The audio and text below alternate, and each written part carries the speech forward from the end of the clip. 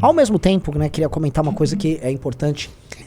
A reforma passou aqui na Câmara, ela ainda vai passar no Senado e tal. E verdade seja dita, os efeitos, eventuais efeitos econômicos da reforma não serão sentidos por esse governo. Estou falando se a reforma trouxer efeitos positivos. Eles ainda não serão sentidos nesse governo, serão sentidos no 28, 29, é o que o pessoal espera que de fato... Mas nenhum efeito positivo vai ser sentido agora?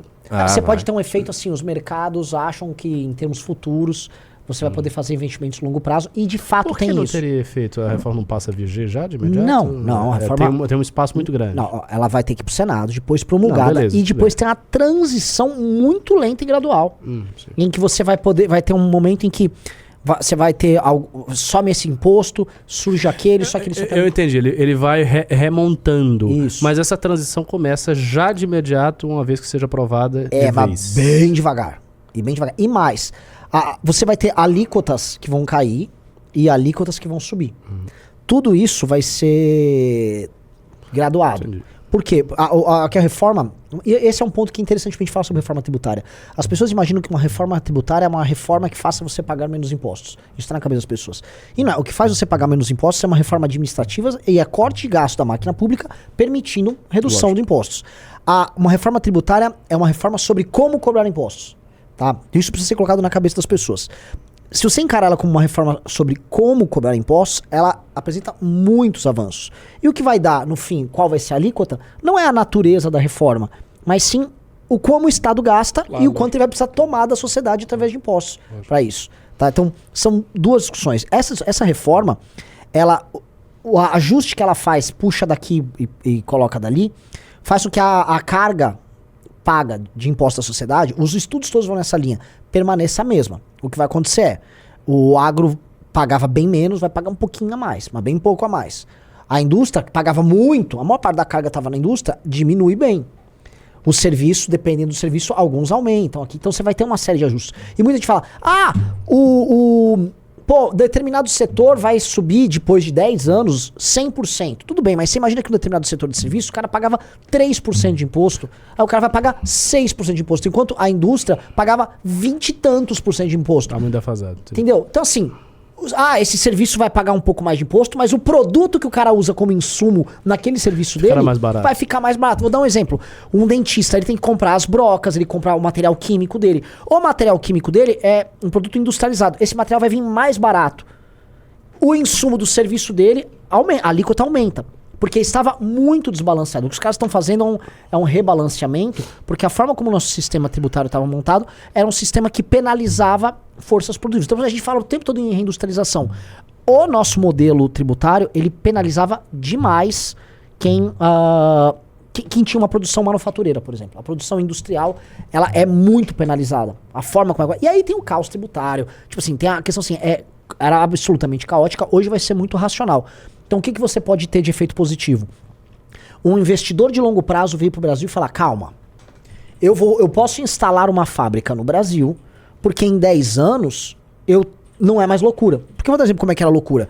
Lembra daquela famosa briga de 97, 98 entre o Antônio Carlos Magalhães e o Dutra? Sobre a Ford? Do Olívio Dutra, sobre a Ford? Sim, clássica. Claro. Onde ia ficar a Ford. Isso.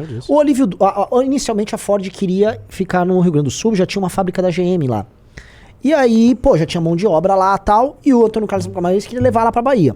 Ficou aquela briga de quem dava subsídio daqui e ali, aí o Olívio Dutra falou, eu vou ficar ajudando esses capitalistas da Ford, eles que se danem, a CM foi lá e pegou e levou pra Bahia. A esquerda atacava tanto isso. Isso. E aí, a fábrica que é instalada lá, ela é instalada em cima, por exemplo, de uma legislação, uma lei que passa estabelecendo um determinado regime fiscal, com subsídios e papapá. Você fica dependente de relações políticas instáveis, que são base do seu próprio negócio. Só que imagina isso acontecendo, assim, em inúmeros municípios ao redor do Brasil. Tem cidades inteiras que são feitas para isso. Sim.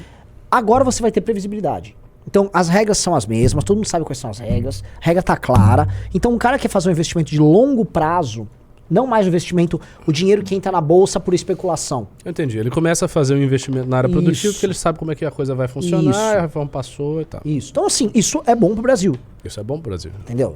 Isso é... Países sérios têm previsibilidade. É bom pro governo também. Então, assim, esse é um tipo de investimento que o governo pode começar a receber.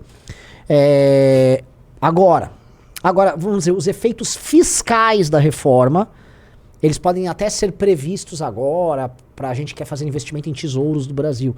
Em títulos de... Mas assim, os retornos fiscais não serão recebidos agora. Pra ficar... desculpa, tá bom, pra ficar claro. Então eu acho que esse é o ponto, né? A questão assim, existem outros gargalos que o Brasil tem que resolver para receber investimentos. O gargalo energético, o gargalo trabalhista, que ainda não está resolvido, o gargalo falei de energético, trabalhista, de infraestrutura como um todo. Então tem muita coisa ainda para resolver. E o dinheiro caríssimo aqui no Brasil. O dinheiro aqui é caro, então é difícil você ter uma operação, porque o dinheiro, enfim, é mais fácil botar uma renda fixa do que ter uma operação complexa. Mas ainda assim é um passo adiante, se a gente imaginar que a gente não quer viver num país que seja apenas um fazendão, né? Então assim, a reforma tem vários pontos negativos, mas o saldo dela é positivo. E por que eu tô jogando isso da reforma? Porque eu tô vendo dentro da esquerda um triunfalismo, né? Eles estão achando que essa reforma mostra que o governo Lula tá dando nó em todo mundo, que o governo tá se dando muito bem e tal. E ela vem numa esteira de ter aprovado o arcabouço fiscal, Bolsonaro ter ficado inelegível. Mas é isso que eu ia dizer, eu tô vendo vitórias. Sim, pode não ser um grande triunfo final, mas... Sim. O fato é, essa aprovação no primeiro semestre não era esperada.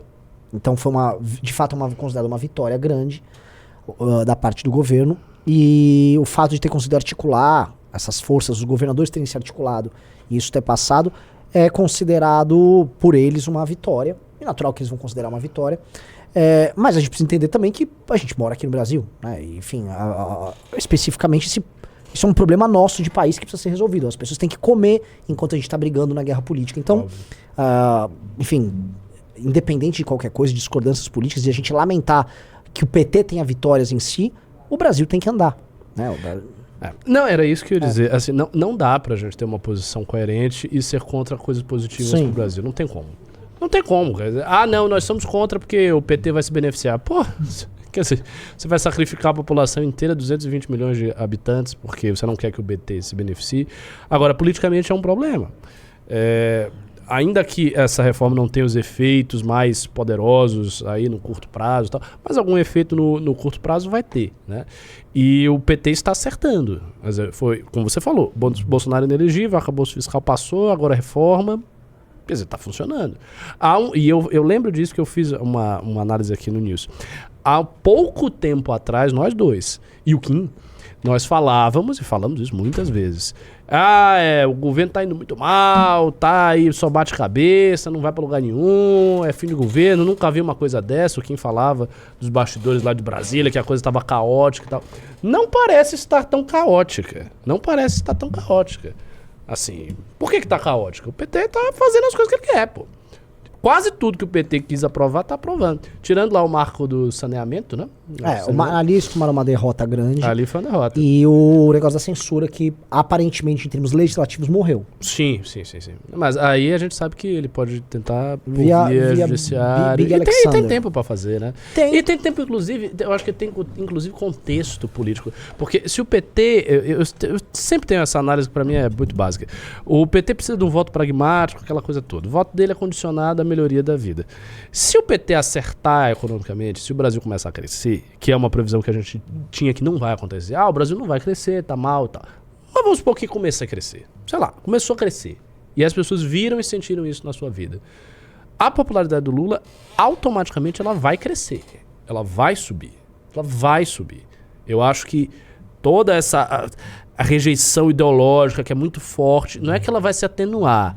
É que eu acho que o PT ele vai começar a pegar franjas desse eleitorado, sabe? Todo esse eleitorado vai pegar franjas. Então a popularidade do cara cresce uns 3%, aí cresce depois mais uns 4%, depois cresce mais um pouquinho.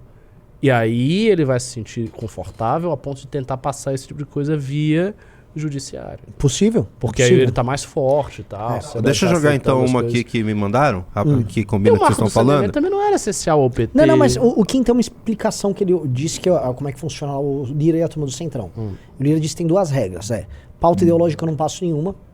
E a única que ele tentou foi a da censura e pegou muito mal entre eles.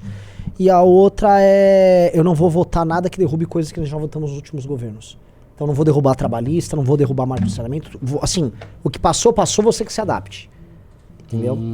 Então é uma regra geral ali. Interessante. Ele tá forçando um governo petista muito menos de esquerda do que o PT gostaria inicialmente. Ele tá segurando o PT, inclusive nessa reforma, que não é uma reforma que tem caráter de esquerda. Então onde o PT pode atuar livre? Certas políticas de governo que não dependem do legislativo, política externa, certas políticas educacionais aqui e ali, mas tudo isso, o que for passível de ser barrado no legislativo nessas outras pautas, o Centrão não vai entrar. Interessante.